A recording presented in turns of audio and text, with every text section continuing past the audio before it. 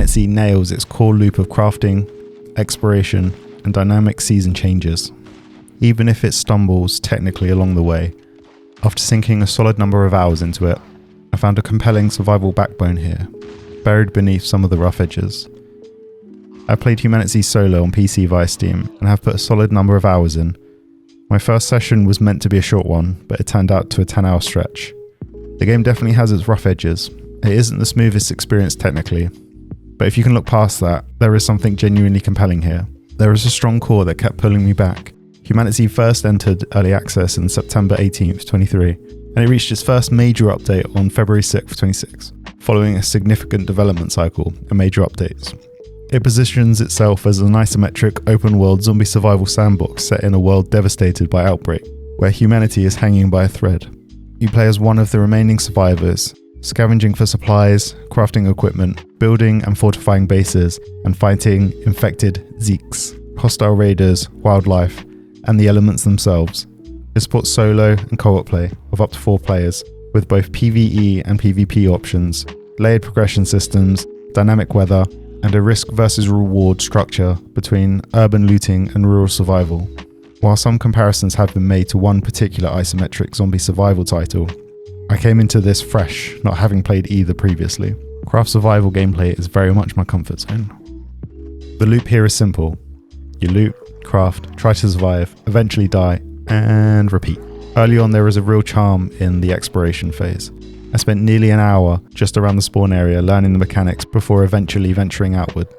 The tutorial is structured and comprehensive, walking you through systems in detail. I chose to focus on the fundamentals and learn the rest through experimenting in the actual game, but it's valuable that the deeper guidance exists for players who want it. Crafting has a lot of depth. From the start, you have access to a solid range of base building options and equipment, with more advanced structures and equipment locked behind workbenches. Vehicle repair is also possible if you gather the right parts, which significantly changes mobility and progression pacing. The balance between forward momentum and grind is handled reasonably well. In survival games, too much friction stalls engagement, too little trivializes the experience.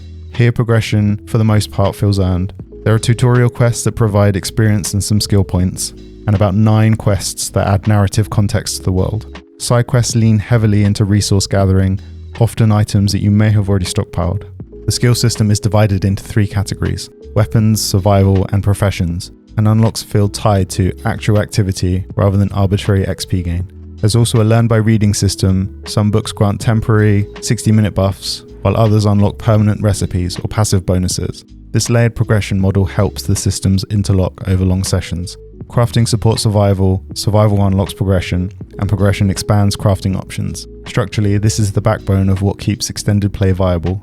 Survival mechanics themselves are familiar but effective. Hunger, thirst, stamina management, and environmental exposure all require your attention. Character creation allows you to select professions that apply buffs or additional difficulty modifiers called afflictions. Notably, there's even a vegetarian options for those plant-based eaters like me.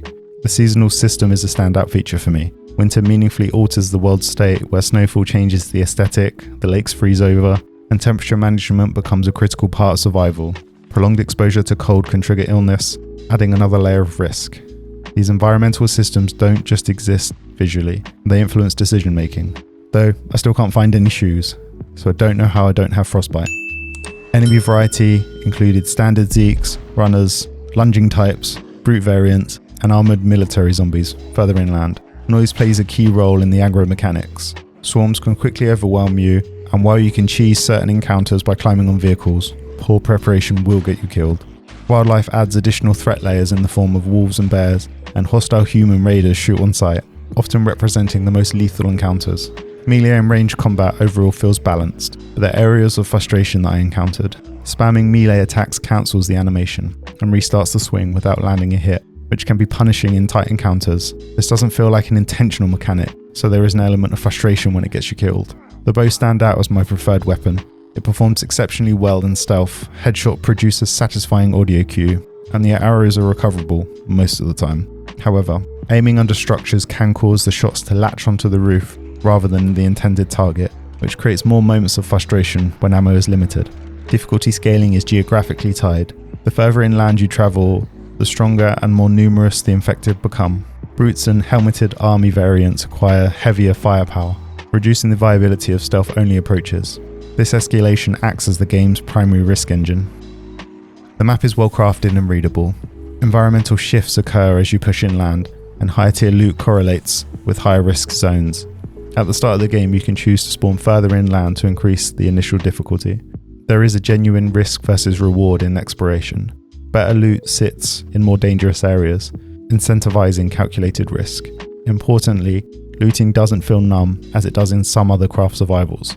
There's a steady sense of payoff that supports long-term progression. Structurally, the world sustains engagement rather than serving as an empty traversal space. The seasonal changes keep exploration fresh. The frozen lakes in winter, subtle environmental shifts, and the biome transitions make the world feel reactive rather than static.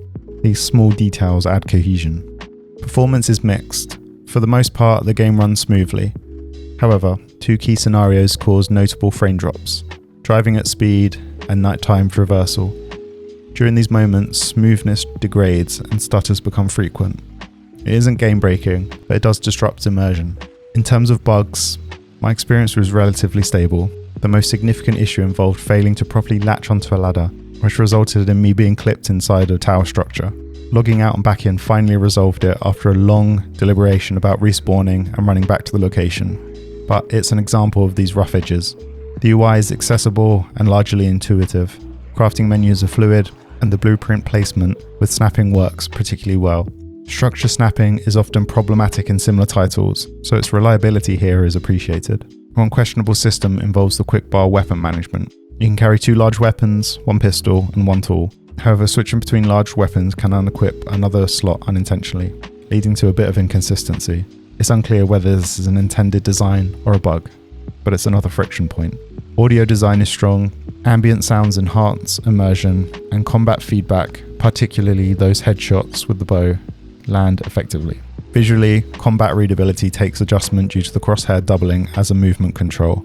This fixed isometric camera can feel restricted at first, while it's likely the user adaptation rather than a design flaw.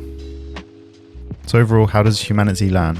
The gameplay loop and seasonal world design are strong game pillars. Crafting, exploration, and environmental systems work together in a way that encourages extended sessions.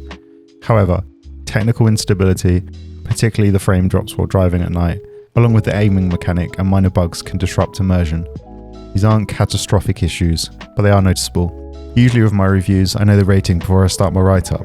I will give HumanitZ a 3 out of 5, but this is bordering on dropping down a score. There is a solid structure here, but when discussing some of the graphical issues and bugs I encountered, I felt generally frustrated. I feel that individually these rough edges are not an issue, but together they do let the game down. But to score so low felt harsh, because this is a solid craft survival experience with strong structural systems and engaging gameplay. But once these technical areas are refined, I would seriously consider re-evaluating upwards in the future. I still recommend it to players looking for a craft-focused zombie survival sandbox with meaningful seasonal systems and layered progression. And that wraps up my full review of HumanitZ. Let me know your thoughts. Have you tried it? If you found this review helpful, drop a like and consider subscribing as we continue exploring craft survival titles. I'll see you in the next one.